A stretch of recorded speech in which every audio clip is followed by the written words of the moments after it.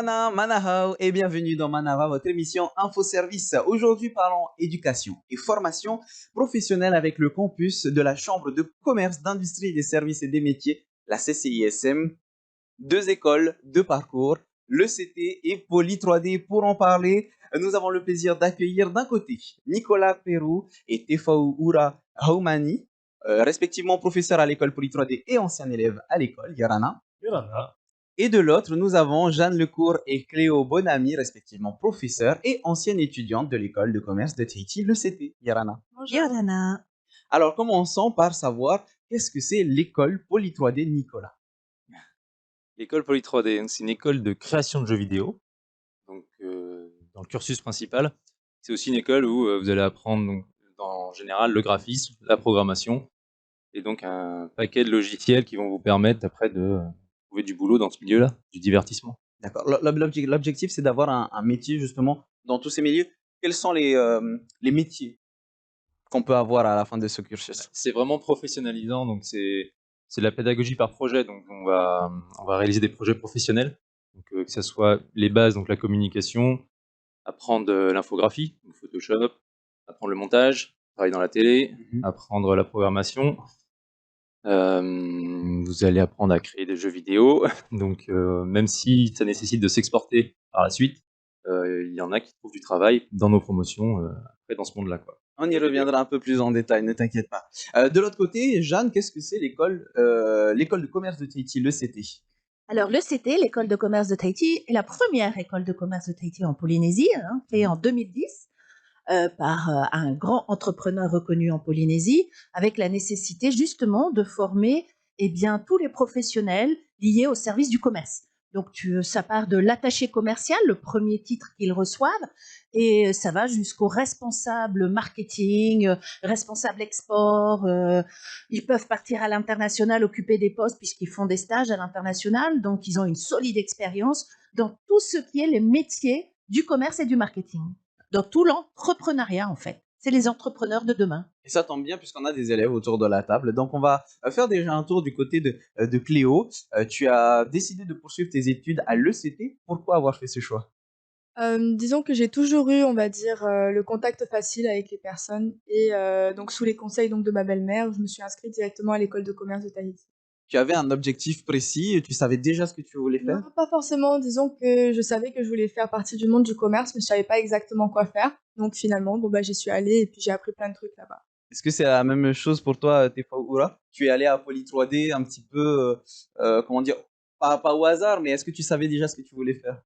Alors moi, je suis allé sur un coup de tête. À l'époque où je suis entré sur Poly 3D, je travaillais déjà. Ouais. Et du coup, j'y suis allé, j'ai vu, ça me plaisait. Je suis un gros fan de jeux vidéo. Et je me suis dit, En témoigne ton tricot d'ailleurs, hein. Ah. J'ai remarqué directement. Ça passe à la télé, ça. Et du coup, tu avais déjà un but précis? Je voulais être développeur indépendant. Et on va voir si quelle a été la suite juste après. Avant, Nicolas, en parlant des études de chacun, quelle est la formation que propose Poly 3D? Est-ce qu'il y en a plusieurs cursus? Il n'y en a qu'une seule? Ouais, c'est un peu particulier. Donc il y a une formation, donc une classe générale pour tout le monde, avec deux profils, graphiste et programmeur. Parce que c'est vraiment les deux piliers du jeu vidéo. Donc chacun apprend toutes les compétences nécessaires pour travailler dans ces deux domaines en première et deuxième année. Les étudiants se spécialisent très vite. Donc on a vite les élèves à l'aise en dessin vont tout de suite partir vers le dessin, l'animation, et inversement, nos programmeurs, nos geeks vont plutôt faire la partie programmation du jeu, donc l'interface et la liaison entre, je ne vais pas rentrer dans la technique, mais voilà, programmation, graphisme. Donc potentiellement, on parlait tout à l'heure de télé, quelqu'un qui irait à Poly 3D pourrait travailler, par exemple, je dis ça au hasard, dans l'émission Manava, par exemple. Ouais, exactement. Ouais, ils font du montage, de l'animation, du compositing, ils touchent à un paquet de logiciels, et donc il n'y a aucun souci après pour travailler à la télé, au contraire. Dans la même idée, Jeanne, même si on devine au titre que l'ECT, l'école de commerce de Tahiti, se concentre sur le commerce, est-ce qu'on peut rentrer dans les détails des formations proposées? Est-ce qu'il n'y en a qu'une seule? Est-ce qu'il y en a plusieurs? Alors, il y a un cursus et on monte en puissance sur les 3 années.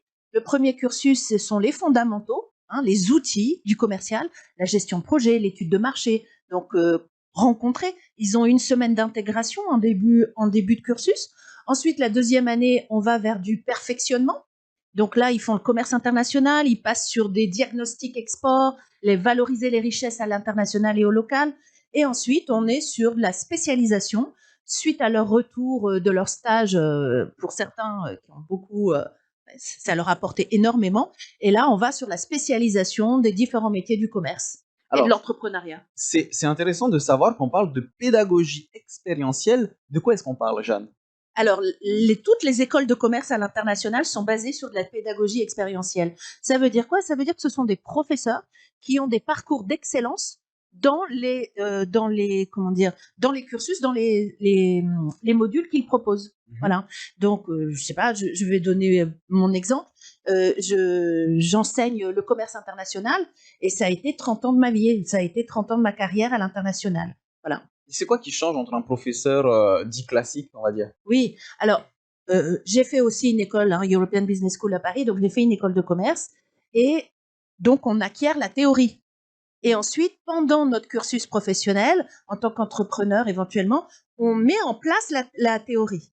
Et donc, quand on arrive en tant qu'enseignant dans une école de commerce, c'est là qu'on vient dire, oui, la théorie va vous dire de faire ça, mais en fait, la pratique dans tel ou tel pays ou dans telle ou telle culture, bah, vous ne pouvez pas la mettre en place. Il va falloir procéder à d'autres, comment on va dire, à d'autres approches. Et là, c'est l'expérience qui prend le pas, avec des anecdotes, avec des exemples réels, vécus. On n'est pas seulement dans la théorie. Les professeurs viennent donner des exemples de choses qu'ils ont mis en place, qu'ils ont utilisées et que pour certains, ils ont découvert et qu'ils ont eux-mêmes mis en place. Voilà. Alors, je suis un petit peu curieux, mais est-ce qu'on peut donner un exemple justement de quelque chose de réel, de vécu que tu as pu vivre? Oui, alors quelqu'un qui a fait l'école de commerce et qui participe par exemple à un déjeuner d'affaires. Hein, D'accord, voilà. classique. Il arrive à Hong Kong, il rencontre des hommes d'affaires et il participe à un déjeuner d'affaires dans un restaurant gastronomique à Hong Kong. C'est juste un détail, mais je peux vous assurer que ça bouge. Enfin, ça vient donner des informations auprès des autres hommes d'affaires. Eh bien, on ne commandera pas du riz. Voilà. Pourquoi? Eh ben parce que le riz, c'est le plat du pauvre et que dans les restaurants gastronomiques, quand tu commandes du riz en Chine, on te l'amène à la fin quand il n'y a plus rien. Et toi, Tahiti, t'es là, yeah, j'ai plus de sauce, j'ai plus rien. Et tu as juste ton bol de riz à la fin. Et les autres, c'est perçu comme, elle a encore faim, donc elle demande du riz. D'accord. Ce sont deux cultures différentes. Quand on va en Inde, c'est une autre culture. Quand on va en Russie, donc voilà. Le commerce international et chacun des professeurs de l'école de commerce de Tahiti a son expérientiel qui vient renforcer et enrichir toute la théorie des référentiels mis en place, par exemple par le RNCP. Voilà. Est-ce que c'est la même chose du côté de Poly 3D? Est-ce que vous avez aussi des professeurs qui ont une certaine expérience dans les domaines on va dire qu'ils apprennent aux élèves? Ouais, c'est le principe de l'école. Tous les formateurs sont des professionnels. À côté, moi, ça m'occupe 10-15% de mon année, on va dire, Poly 3D, les cours que je donne là-bas. Je suis réalisateur, je viens du dessin animé, moi, et ça m'occupe pas à plein temps ici. Je fais aussi du graphisme et du montage vidéo. Et tout ce dont je me sers dans mon métier, c'est en fait ce que je transmets à mes élèves, quoi. C'est toutes sortes de règles, de logiciels, tout ce dont je me sers au quotidien, en fait. Alors, est-ce que du coup, ça va être un peu plus compliqué puisque là, on va parler de technique, mais est-ce qu'on peut aussi avoir un exemple concret de quelque chose qui est vécu et qui change de la théorie? Un peu plus complexe, hein, ça va être plus de la technique de ce côté. Enfin, après, c'est pas vraiment un milieu très théorique, hein, de toute manière, le jeu vidéo ou l'animation. La pédagogie par projet s'impose quasiment d'elle-même. En fait, les étudiants toute l'année réalisent des projets qui sont des sortes de miniatures de ce qu'on fait dans le milieu pro, donc des petits films, des petits jeux vidéo, et au fur et à mesure du cursus, les ambitions augmentent, et donc jusqu'à la 3e année où ils créent un jeu vidéo avec leur formateur qui est un professionnel qui travaille chez Ubisoft en ce moment au Canada. Il est en visio avec eux toute l'année et il crée un jeu vidéo avec les directeurs gestionnaires de projet là-bas pour Ubisoft, donc des gros jeux AAA. Donc en fait, ils sont déjà dans le milieu professionnel dès la 3e année. C'est la question que j'allais poser. Tefaoura, comment toi, tes études à Poly 3D ont-elles influencé ta carrière actuelle? Alors, comme disait Nicolas, c'est beaucoup à vraiment apporter de l'expérience aux élèves, Mhm. mais de l'expérience encadrée. Il ne faut pas qu'ils prennent de mauvaises habitudes. Quand tu D'accord. apprends quelque chose tout seul, des fois, soit tu n'as pas les bonnes réponses, soit tu prends de mauvaises habitudes. Et les professeurs sont là pour recadrer un petit peu ça, mais ils laissent quand même assez de liberté. Et ça fait que tu peux, en fait, toi, créer ton projet. Quand tu rentres dans ta vie professionnelle, tu as de l'expérience et tu sais où tu commences et où tu t'arrêtes. Alors, sur le site de la CCSM, on parle de 3 années d'études pour un job. Est-ce que toi, ça a été le cas? Donc, après tes 3 années d'études, tu as eu un job à la sortie? Je suis passé directement en patenté quand je Ouais. suis sorti. Je suis peut-être pas sorti au bon moment parce qu'après il y a eu le Covid. Et du coup, bah ouais. Et mes deux projets, c'était des expériences en réalité virtuelle. D'accord. Oui, tu portes un casque. En plein Covid, c'est pas évident et Mm. voilà, du coup, ça m'a beaucoup ralenti. Cette année, ça commence à reprendre. J'ai quelques projets potentiels et j'espère que ça va concrétiser. D'accord. Bon, alors c'était un contexte Ouais. un petit peu délicat. Est-ce que de ton côté, Cléo, toi, tu as pu avoir après tes 3 années d'études un job? Est-ce que tu es sorti avec un job? Oui, exact. En fait, c'était du coup donc pendant la première année en fait à l'école de commerce, il faut qu'on puisse faire un stage d'expatriation, donc D'accord. dans un pays, plutôt anglophone. Malheureusement, bon, bah, première année en 2019, bah, le Covid encore une fois et donc en fait, on a été obligés donc de faire notre stage, bah, ici, à Tahiti ou dans les îles et donc c'est à l'issue donc de ce premier stage que j'ai pu, finalement, avoir mon job. Donc finalement, mon job, je l'ai eu dès la première année à l'école de commerce. C'est ce que j'allais dire. Donc, tu n'es même pas obligé d'attendre 3 ans pour Non, te faire embaucher. Dès la c'est ça première qui est année, tu as bien. été repéré. Exact. Et quels ont été les aspects les plus enrichissants de ton parcours à l'ECT? Disons qu'à l'école de commerce, au moins, ce qui était bien, c'est qu'on a pu, donc comme, mes collègues l'ont dit auparavant, on a en fait l'avantage, de partager avec des intervenants qui sont vraiment professionnels, donc qui peuvent vraiment nous apporter du coup tous les conseils, bah, qu'on ait besoin.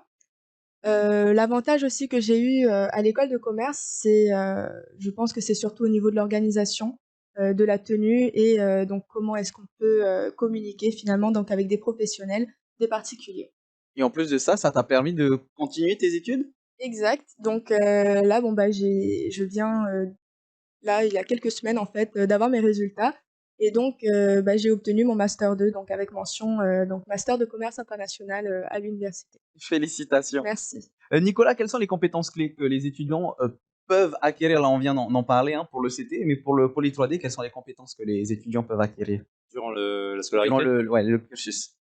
Euh, Souvent, ils ont déjà des appétences impersonnelles, donc soit pour le dessin, soit pour la programmation. Oui, on en parlait au début, Ouais. oui. Et donc, ils se spécialisent et c'est rare qu'un artiste passe programmeur et inversement.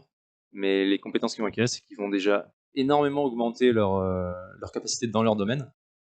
Ils vont apprendre à travailler en équipe parce que chez soi, avec des tutoriels YouTube, c'est très bien. Je les vois chaque année, ils sont de mieux en mieux formés, mais travailler en équipe, c'est autre chose. Travailler sur un projet où ils sont 3, 4, 5, 10, voire 14, là en ce moment, c'est vraiment autre chose. Et chacun doit trouver sa place, chacun doit faire en sorte que le projet avance, pas penser à soi, mais penser au projet. Et ça, on peut le faire que en classe ou en studio avec plusieurs personnes. Alors, autant pour le commerce, j'arrive à visualiser, mais par rapport au stage, mais autant pour Poly 3D, comment ça se passe pour les élèves? Ils doivent aussi faire des stages professionnalisants, justement? Oui. Chaque année, la longueur du stage augmente jusqu'à la dernière année où là, ils ont 4 mois de stage, 3-4 Mhm. mois de stage. C'est pas évident sur Tahiti de trouver dans le jeu vidéo, on n'a pas encore ce qu'il faut. Certains le font à l'extérieur. Sinon, beaucoup, par exemple, dans le champ d'émission, à TNTV. Bon, je vais pas citer d'autres entreprises, mais dans pas mal de boîtes qui nécessitent de la communication. Là, ils trouvent facilement des stages. Dernièrement, dans l'architecture, on a contacté, un cabinet a contacté l'école pour pouvoir même travailler en alternance avec des étudiants. Ils ont besoin de visuels 3D pour les mobiliers, pour des vues intérieures.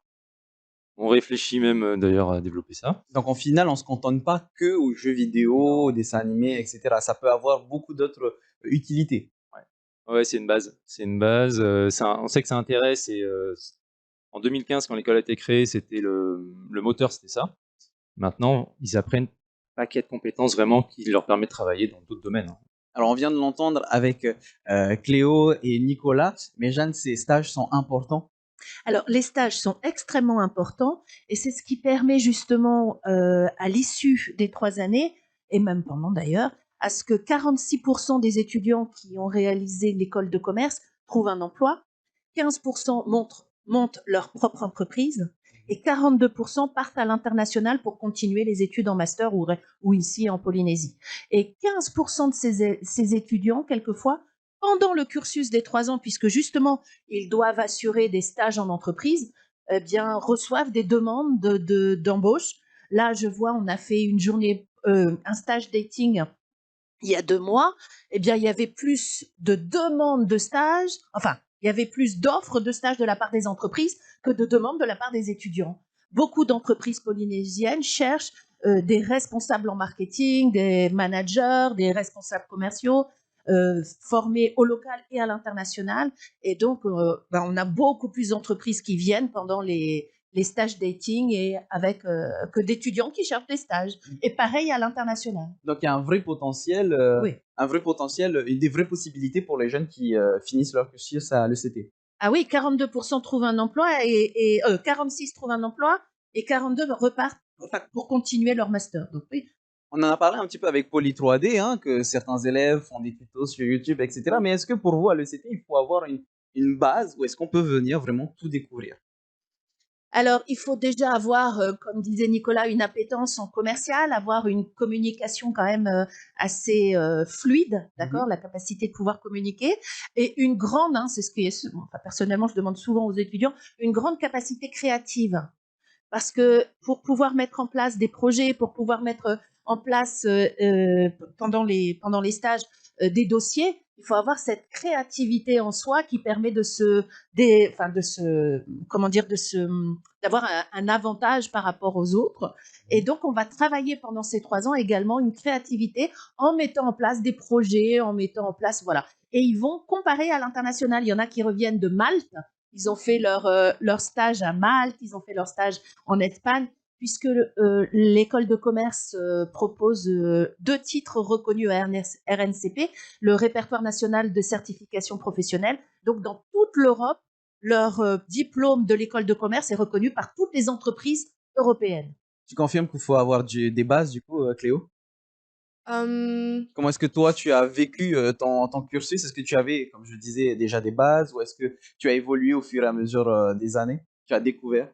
ben, disons que donc oui, c'est sûr que quand tu commences, il faut quand même que tu aies un certain bagage. Enfin, quand je parle de bagage, c'est léger, surtout, on va dire, l'aisance à l'oral et donc bien entendu, donc la créativité. L'avantage, en fait, qu'on a à l'école de commerce, c'est qu'on ne voit pas seulement la vente, on va voir finalement tout ce qui gravite autour, que ce soit du marketing, du droit, du commerce international. Donc en fait, on touche vraiment à tout, ce qui nous permet, en fait, vraiment de voir tous les métiers disponibles et après, bon, bah, finalement, on va avoir plus, disons qu'on va avoir plus d'engouement. Bah, dans mon cas, moi, c'était niveau comptabilité, analyse financière qui était vraiment très intéressante.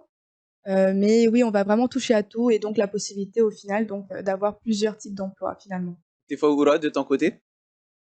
C'est quoi déjà la Un, question? un certain bagage que tu avais eu au début. Et aujourd'hui, comment est-ce que ça évolue? Parce qu'on a parlé de la période du Covid, mais aujourd'hui, est-ce que Oui, ça évolue positivement? ça change. En parlant de bagages, euh, normalement, tout est fourni à Poly 3D, mais c'est toujours un plus. Mhm. Ce qui est le plus gros bagage qu'il faut, c'est de la motivation. Comme Et pour tout, de toute ouais, comme façon. pour tout, c'est juste que c'est assez difficile Poly 3D parce qu'il y a il y a des parties difficiles, il y a des hauts, il y a des bas. Mais ouais, faut vraiment être motivé. C'est tout ce que je peux dire en fait. Nicolas, comment est-ce que tu vois les choses évoluer avec Poly 3D? Parce qu'on parle de Poly 3D, on parle de numérique, on parle d'outils d'informatique. Il y a certaines difficultés pour les graphistes avec l'IA, par exemple. Comment est-ce que va évoluer Poly 3D et le domaine en général? Avec l'IA, c'est sûr que ça va changer. Donc oui, les graphistes sont toujours un peu réticents. C'est l'inverse de ce qu'ils ont appris, hein. C'est leurs compétences personnelles. Là, c'est un ordinateur qui va faire leur boulot. Mais après, ils peuvent évoluer avec, hein. L'IA, dans le milieu professionnel, tout le monde ne va pas s'en servir comme ça un matin en se réveillant. Il faut bien l'étudier, il faut savoir il y aura toujours besoin de professionnels, en tout cas, pour ne serait-ce que communiquer et échanger avec l'IA. Maintenant, c'est pas intégré dans le cursus encore. C'est tout récent, hein. Même nous, on se forme encore. Moi, entre mon boulot, mes enseignements, enfin, il faut aussi qu'on on s'adapte à ce marché, à ce milieu. Par contre, pour l'évolution du cursus, il y a beaucoup de pistes, hein. Tu vois, je parlais d'architecture, il y a des besoins. On en apprend tous les jours sur TIT, en architecture, en immobilier, en 3D. Moi, je viens du dessin animé. J'aimerais bien bosser à plein temps dans le dessin animé. Il y a aussi une industrie à monter et à performer ici. Tous ces compétences-là peuvent être apportées à Poly 3D dans des spécialisations, des stages. Surtout que ce genre de, comment dire, de domaine peut apporter d'autres potentiels professionnalisants, parce que je nous parle du dessin animé, donc il y a le dessin, je suppose, il y a les chara design, donc les Exactement, personnages, ouais. le doublage, etc. Exactement, ouais, l'animation, le montage. Et d'ailleurs, souvent, nos étudiants viennent pour ça, hein. Il y en a beaucoup qui ont appris à dessiner, qui sont des grands consommateurs de manga, d'animé. Le jeu vidéo, c'est une passerelle. Enfin, il y a du dessin aussi, du chara design, comme tu dis. Mais si on leur propose de l'animation, c'est sûr que ça intéressera peut-être même plus de monde d'ailleurs. Alors, j'espère que ça a pu intéresser notre cher public qui nous regarde. Avant de nous quitter, on va quand même faire un petit tour du côté des inscriptions, puisqu'en ce moment, il y a les inscriptions pour Poly 3D et l'ECT. On va faire d'abord un tour du côté de Poly 3D, tant qu'on est avec toi, Nicolas. Est-ce que tu peux nous rappeler, c'est jusqu'à quand ces inscriptions et est-ce qu'il y a des frais d'inscription, par exemple? Oui, alors les sélections, donc c'est le jeudi, je crois, 11 juillet et vendredi 12. C'est sur 2 jours, donc il y a une épreuve écrite, c'est de la modélisation 3D, j'en parle, et de la programmation, donc, et il y a un entretien à l'oral. On a jusqu'au 4 juillet pour déposer le dossier, et il y a 5 000 francs de frais de candidature, traitement de dossier. Comment est-ce qu'il faut préparer son dossier? Qu'est-ce qu'il faut mettre à l'intérieur? Le dossier est téléchargeable en ligne, il faut l'apporter à la CCSM pour formation. Et c'est juste des coordonnées, évidemment, pour qu'on puisse vous contacter, pour vous prévenir pour les sélections. Ok. L'horaire, l'endroit exact. Il y a pas de choses particulières à apporter. Par contre, pour l'entretien, pour tous les artistes surtout, c'est conseillé de venir avec un portfolio, avec un book des œuvres qui ont déjà été faites, tout ce que vous pouvez montrer pour présenter votre travail, vos Donc, il capacités de travail. n'y a pas de limite d'âge, par exemple? On prend à partir de 18 ans ou 17 ans, année scolaire, lycée, enfin, terminale, quoi.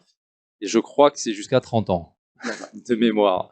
Jeanne, est-ce que tu peux nous parler aussi de l'année? Combien coûte une année?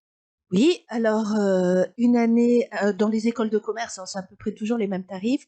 C'est environ 560 000 l'année, parce que c'est privé et puis bon, ben voilà, on a des professeurs.